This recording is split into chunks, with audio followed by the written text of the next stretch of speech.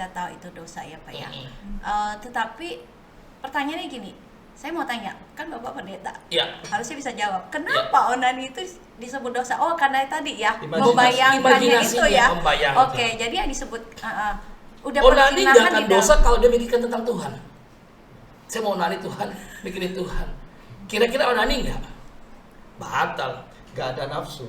Nggak ada. Dari hidup pasti jadi mati karena dia. Itu kan pikiran itu merangsang. Betul. Oh, oke. Jadi istilahnya kenajisan di dalam pikiran ya, Betul. itu makanya udah berdosa di dalam ya. Betul. Nah, kadang-kadang mungkin yang orang yang tidak begitu mengenal firman Tuhan kan berpikir apa sih onani masa dosa? Gua nggak melakukan secara fisik ke orang lain istilahnya. Betul. Gitu. Nah, banyak itu orang bilang begitu sama saya. Pikiran yang daripada saya selingkuh, daripada saya ke rumah tempatnya pelacuran yang nggak benar, lebih baik saya udah kamar mandi, nggak perlu bayar duit, free, ya kan?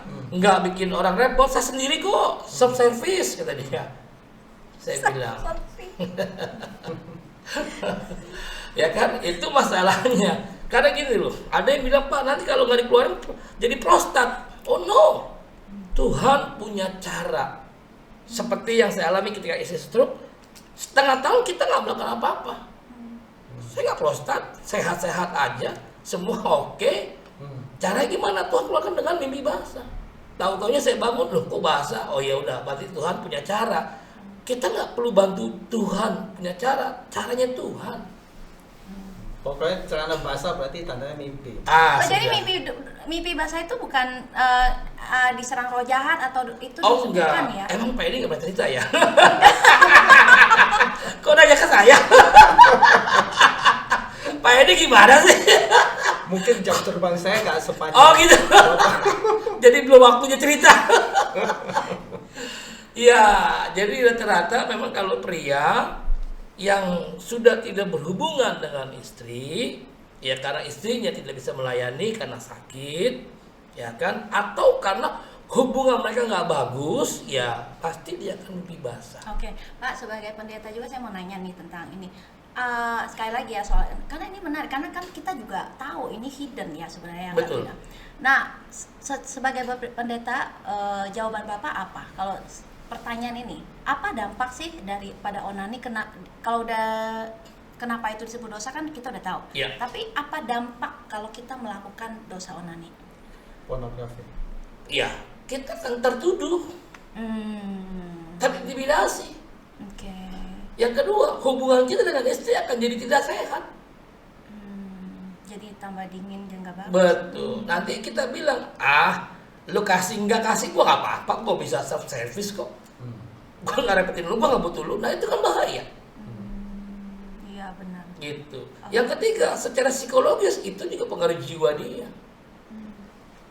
Dan akhirnya juga sekalipun ya yang disayangkan misalnya dia pelayan Tuhan, hamba Tuhan, dengan melakukan dosa onani, mungkin di mimbar dia masih tetap melayani, tapi sebenarnya dia udah nggak maksimal ya. Betul. Hubungan dengan Bapak pun udah kayak udah turun gitu. Makanya kan gara-gara dosa founder onani Bapak itu, Pres Jati, Ed Cole bilang begini, almarhum, apa yang kamu hidupi itu yang kamu sampaikan.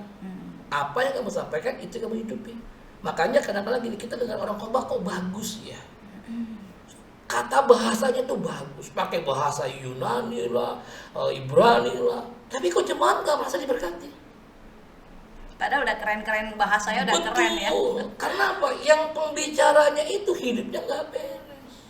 Yang nggak ketahuan. Betul. Makanya teman saya bilang begini, dia seorang pengusaha. Kalau kita sekali dua kali dengan pendeta itu khotbah, kita diberkati, jelas. Kita nggak tahu hidup seperti apa.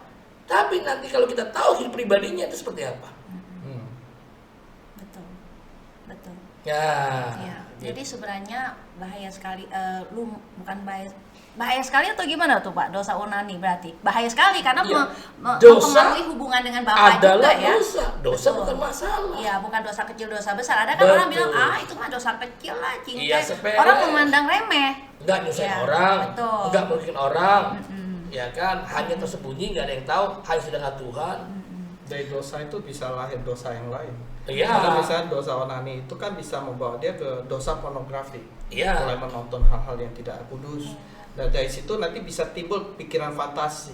Iya. Nah, dia melakukan lebih dari itu. Jadi dosa itu memang kelihatan kecil, tapi kalau dibiarin bisa berbagai jenis dosa. Dosa itu kayak kanker, menjalar. Ya, padahal dan sangat ganas. Jadi dosa itu adalah virus kanker yang jauh lebih jahat pada kanker yang ada. Stadiumnya bukan 4, nggak tahu berapa stadium. Udah ini ya. Ya, nah, tapi Pak, kalau misalnya perjaka nih yang belum menikah itu berarti dia tuh belum menemukan pasangan nih ya.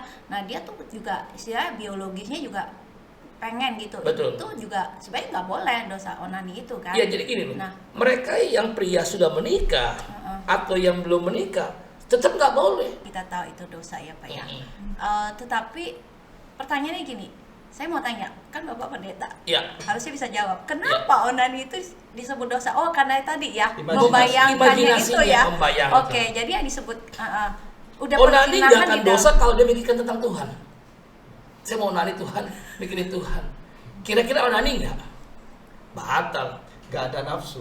Nggak ada. Dari hidup pasti jadi mati karena dia. Itu kan pikiran itu merangsang. Betul. Oh, oke. Jadi istilahnya kenajisan di dalam pikiran ya, itu makanya udah berdosa di dalam ya. Betul. Nah, kadang-kadang mungkin yang orang yang tidak begitu mengenal firman Tuhan kan berpikir apa sih onani masa dosa? Gua nggak melakukan secara fisik ke orang lain istilahnya. Betul. Gitu. Nah, banyak orang bilang begitu sama saya. Pikiran yang daripada saya selingkuh, daripada saya ke rumah tempatnya pelacuran yang nggak benar, lebih baik saya udah kamar mandi, nggak perlu bayar duit, free, ya kan? Nggak bikin orang repot, saya sendiri kok, self service kata dia. Saya bilang, ya kan? Itu masalahnya. Karena gini loh, ada yang bilang Pak nanti kalau nggak dikeluarin jadi prostat. Oh no, Tuhan punya cara. Seperti yang saya alami ketika istri stroke, setengah tahun kita nggak melakukan apa-apa. Saya nggak prostat, sehat-sehat aja, semua oke. Caranya gimana? Tuhan keluarkan dengan mimpi basah. Tahu-taunya saya bangun, loh kok basah? Oh ya udah, berarti Tuhan punya cara. Kita nggak perlu bantu Tuhan punya cara, caranya Tuhan. Pokoknya celana basah berarti tandanya mimpi. Jadi mimpi basah itu bukan diserang roh jahat atau itu enggak. Bukan ya? Emang Pak Edi nggak pernah cerita ya? Kok nanya ke saya? Pak Edi gimana sih? Mungkin jam terbang saya nggak sepanjang. Oh gitu. Jadi belum waktunya cerita. Ya, jadi rata-rata memang kalau pria yang sudah tidak berhubungan dengan istri, ya karena istrinya tidak bisa melayani karena sakit, ya kan, atau karena hubungan mereka nggak bagus, ya pasti dia akan mimpi basah. Oke, Pak, sebagai pendeta juga saya mau nanya nih tentang ini. Sekali lagi ya soal, karena ini menarik, karena kan kita juga tahu ini hidden ya sebenarnya. Betul. Nah, sebagai pendeta, jawaban Bapak apa? Kalau pertanyaan ini, apa dampak sih daripada onani kalau udah kenapa itu disebut dosa kan kita udah tahu. Yeah. Tapi apa dampak kalau kita melakukan dosa onani? Pornografi. Iya, kita akan tertuduh. Terintimidasi. Oke. Yang kedua, hubungan kita dengan istri akan jadi tidak sehat. Jadi tambah dingin dan nggak bagus. Betul. Nanti kita bilang, lu kasih nggak kasih gua nggak apa-apa, gua bisa self service kok. Gua nggak repetin lu, gua nggak butuh lu. Nah itu kan bahaya. Iya benar. Gitu. Yang ketiga, secara psikologis itu juga pengaruh jiwa dia.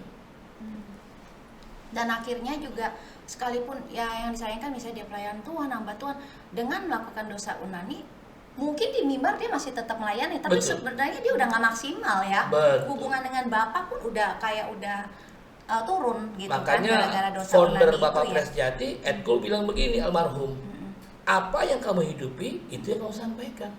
Apa yang kamu sampaikan itu yang kamu hidupi. Makanya kadang-kadang gini, kita dengar orang khotbah kok bagus ya. Kata bahasanya tuh bagus, pakai bahasa Yunani lah, Ibrani lah, tapi kok jemaat nggak merasa diberkati. Padahal udah keren-keren bahasanya udah Betul. keren ya.